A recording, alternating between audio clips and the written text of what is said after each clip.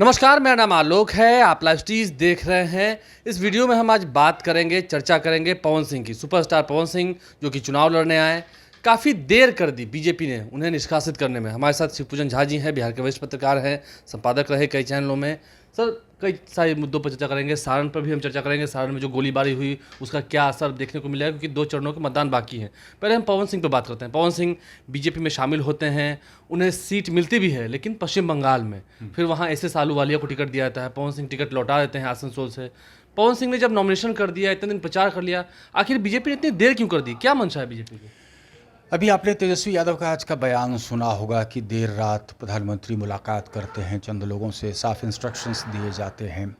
इस बीच ऐसी भी खबरें आ रही थी कि पवन सिंह को किसी तरीके का सपोर्ट मिल रहा है भाजपा की तरफ से। नाम लेना उचित नहीं होगा, कहाँ से समर्थन मिल रहा है। ज़ाहिर तौर पर इन्होंने जब नॉमिनेशन फाइल किया उस वक्त अगर कार्रवाई की जाती तो ये कह सकते थे हम कि भाजपा सीरियस है। आर.के. सिंह का भी बयान आपने सुना होगा, जो साफ तौर से कहा था कि पार्टी से बाहर का रास्ता दिखा दिया जाएगा, नहीं तो पवन सिंह को चाहिए कि वो अपने नॉमिनेशन को वापस ले लें। अब समझने की आवश्यकता ये है कि काराकाट में पवन सिंह निर्दलीय रूप में चुनावी मैदान में हैं। मां को भी खड़ा कर दिया था। उपेंद्र कुशवाहा हैं सामने। उपेंद्र कुशवाहा हैं एनडीए के साझा कैंडिडेट। उपेंद्र कुशवाहा ने भी ये मांग की थी भाजपा से कि भाजपा में रहते हुए ये एज एन इंडिपेंडेंट कैसे लड़ सकते हैं। उसके बाद मुझे लगता है कि मंथन हुई होगी, इस पर चर्चा हुई होगी। आपको याद है कि इसके पहले नीतीश कुमार और भाजपा के बीच रिश्ते खराब क्यों हुए थे?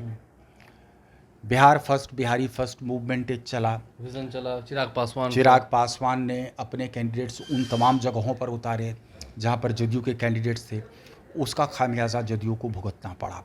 पार्टी बुरी तरह से सिमट गई बिहार में।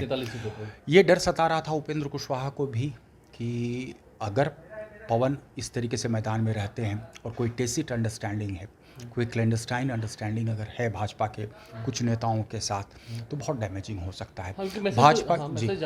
भाजपा के केंद्रीय नेतृत्व ने मुझे लगता है कि इस चीज़ पर विचार किया कि उपेंद्र कुशवाहा अगर खुश नहीं रहते हैं, उपेंद्र कुशवाहा को प्रोजेक्ट कर दिया गया है साझा कैंडिडेट के रूप में। उपेंद्र कुशवाहा माइनस एनडीए में क्या होगा? फ्यूचर की मैं बात कर रहा हूँ, अभी तो एनडीए कैंडिडेट हैं। क्या हो सकता है? लव कुश समीकरण बहुत महत्वपूर्ण है भाजपा के लिए, उसको साधना भी बेहद ज़रूरी है। तो ये सस्पेंशन जो है, मैं इस सस्पेंशन को इस रूप में देख रहा हूँ कि एक तरफ भाजपा मैसेज देने की कोशिश कर रही है ताकि वो समीकरण में कहीं, क्योंकि आपको याद होगा कि राजद ने कितने उस समाज से लोगों को टिकट बांट दिया, तो डैमेजिंग तो वो पहले से हो रहा था। अभी फिलहाल जो स्थिति हो रही है, मुझे लगता है कि भाजपा ने काफ़ी देर कर दी ये एक्शन लेते हुए, लेकिन इसका कहीं कोई दूरगामी में परिणाम नहीं देख पा रहा। साइड इफेक्ट नहीं हो, क्योंकि वो राजपूत समाज से आते हैं। क्या मैसेज जा रहा था वहाँ पर कि हाँ बीजेपी का बैक सपोर्ट है, जैसा भी आपने चिराग पासवान की चर्चा की? मुझे लगता है कि ये जो मैसेज है कि बैक सपोर्ट भाजपा का है, भाजपा ने काफ़ी देर की उनको निकालने के लिए, ये मैसेज ऑलरेडी जा चुका है। वोटर्स के दिमाग में, जहन में ये मैसेज है। इसलिए मुझे लग रहा है कि एक फॉर्मिडेबल चैलेंजर के रूप में पवन सिंह उभर करके निकलेंगे। आप उनको एज एन इंडिपेंडेंट सिर्फ रिजेक्ट नहीं कर सकते हैं, लड़ाई में रहेंगे। बिल्कुल लड़ाई में रहेंगे। और वो सबसे बड़ी परेशानी का सबब किसके लिए बनेंगे? वो इंडिया गठबंधन के कैंडिडेट के लिए नहीं होंगे, वो उपेंद्र कुशवाहा के लिए परेशानी का सबब है। लेकिन आज जो निकाल दिया है, बीजेपी ने निष्कासित कर दिया है, लगता है इसके बाद एक मैसेज बदलेगा। जो कोर वोटर्स हैं बीजेपी के, वो इस बात को समझेंगे कि हाँ अब तो बीजेपी से इनका नाता खत्म हो गया। मुझे नहीं लगता है।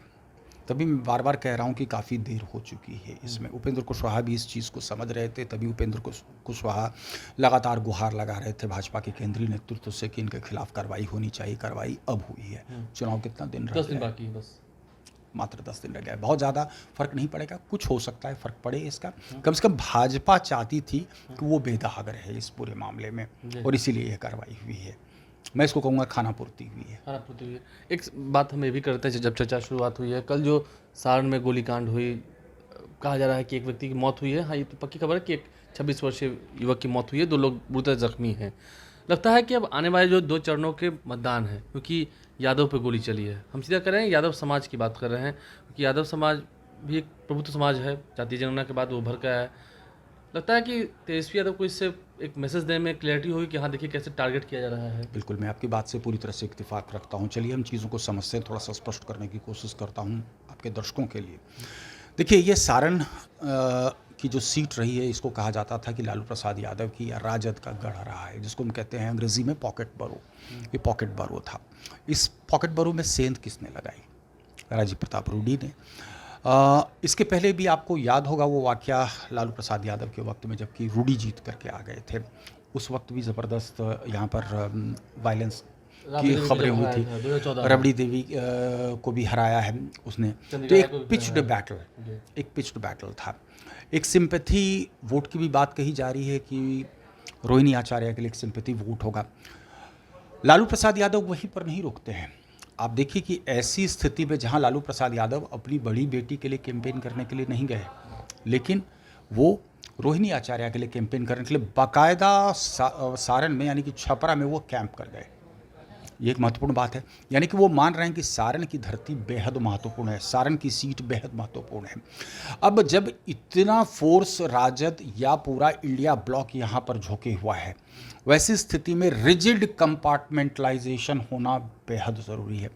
आप जानते ही हैं कि बिहार में कास्ट लाइंस पे वोटिंग होती है, ये एक सच्चाई है, इसको हम नकार नहीं सकते हैं। जातीय समीकरण बदलेगा इन दो फेज? मुझे नहीं लगता है जाति कम समीकरण बदलेगा। मुझे लगता है ये और रिजिड होगा। ये जो वाटर टाइट कंपार्टमेंट था, ये बिल्कुल वाटर टाइट कंपार्टमेंट के रूप में उभरेगा। गोलबंद और होंगे लोग। 2 चरण का चुनाव जो हो गया है, क्योंकि देखिए झड़प क्या होती है, कैसी होती है। रोहिणी आचार्य जाती हैं एक बूथ पर, वहाँ पर उनको विरोध का सामना करना पड़ता है, उनके खिलाफ नारेबाजी होती है, थोड़ी देर बाद पत्थरबाजी होती है। प्रशासन शायद सही आकलन नहीं कर पाया कि ये इस तरीके से मैग्नीफाई कर जाएगा। दूसरे दिन चाय की दुकान पर सीधे अंधाधुंध फायरिंग होती है, जिसमें जो आप जिक्र कर रहे हैं राजद के कार्यकर्ता चंदन राजू, उसकी मौत होती है। 2 और शख्स को गोली लगती है। तो इस घटना ने, उसके बाद इंटरनेट बंद कर दिया जाता है। इस घटना से हुआ क्या? इस घटना ने सिर्फ और सिर्फ आग में घी का काम किया है। अब आप देखेंगे आने वाले 2 फेज़ में बिल्कुल रिजिड हो जाएगा। हालांकि हमने देखा है कि 2014 में, 2015 में लोकसभा चुनाव के समीकरण अलग होते हैं, लोगों का वोटिंग पैटर्न अलग होता है, लेकिन विधानसभा में वोटिंग पैटर्न अलग होता है। जिस जात की हम बात कर रहे हैं, इस जात का वोट भाजपा को भी जाएगा लोकसभा चुनाव में, लेकिन हम वही देखेंगे कि इसी का सॉलिडिफिकेशन, कंप्लीट कंसोलिडेशन हो जाता है विधानसभा चुनाव आते आते। लेकिन अब ये जो घटना हुई, तो हम ये अनुमान लगा पा रहे हैं कि ये और बहुत रिजिड हो जाएगा और ये कंसोलिडेटेड रूप से कहीं ना कहीं बेनिफिट पहुंचाएगा राजद को, आरजेडी को। लेकिन एक ये भी परसेप्शन खड़ा किया जा रहा है ना कि हाँ चुनाव के दौरान देखिए कैसे गोलियां चली, कैसे माहौल खराब हुआ, तो जंगल राज वाला सिचुएशन जो है उसे लाया जा रहा है। जदयू भी ये बताने की कोशिश कर बीजेपी रही भी है, यही बताने की कोशिश बीजेपी भी यही बताने की जंगल कोशिश राजा कर रही है। रूडी जी का बयान भी बाकायदा आया था। अब महत्वपूर्ण बात यह है कि इससे फ़र्क क्या पड़ता है। आप 1990 से लेकर के 2005 तक सत्ता में पूरी तरह से काबिज रहे हैं। जंगल राज की चर्चा तब भी की जाती थी। 2005 के बाद भी कई ऐसे मौके आए जब लोगों ने माना कि लालू प्रसाद यादव जो है वो अखाड़े में पूरी तरह से पटकनी खा चुके हैं, लेकिन कह सकते हैं कि सही पहलवान की तरह उन्होंने अपना धूल झाड़ा और बार बार दिखाया। अभी भी सिंगल लार्जेस्ट पार्टी पिछले चुनाव में उभर करके आई है राजद। तो इससे क्या उनके वोटर्स को फ़र्क पड़ता है जब आप जंगल राज आप कहते हैं?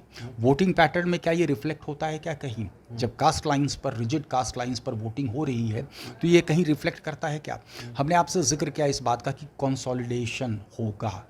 इस घटना के बाद कंसोलिडेशन होगा, हम कंसोलिडेशन देखेंगे और रिजिड वोटिंग पैटर्न आपको देखने को मिलेगा। अब जो बाकी का 2 फेस बचा हुआ है। देखिए, तो हमने समझने की कोशिश की, चाहे सारण की घटना हो या फिर पवन सिंह को जो बीजेपी से निष्कासित किया गया है, इस पर क्या कुछ आगे जो चर्चाएं हो रही हैं, उसका आगे क्या तोड़ मोड़ निकलेगा, आगे उसका क्या असर पड़ने वाला है, जो अगले 2 फेज़ की वोटिंग होनी है उस पर हमने ये समझने की कोशिश की है। आप लाइव स्ट्रीम से बन रहे हैं, हमारे चैनल को सब्सक्राइब कर लें, साथ साथ फेसबुक पेज भी लाइक करें। धन्यवाद।